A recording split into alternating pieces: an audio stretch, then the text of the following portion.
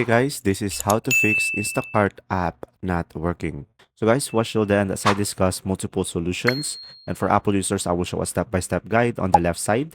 And now, first thing that you will do is simply go to the Google Play Store and go for the search at the bottom and go for the top of the search bar and search for the application, Instacart. And now just simply tap on it. And now if there is an update, you should be able to see update over here instead of open. And another thing, just simply tap on the three dots on the top right and make sure to enable the auto update so you won't have any issue. Now, second solution, just simply go to the settings and scroll down and go for the apps. And now just simply scroll down and try to find the Instacart application over here.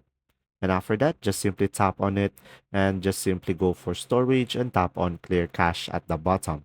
Now, if it still doesn't work, just simply go back over here and tap on clear data and tap on OK, and you should be able to fix the issue.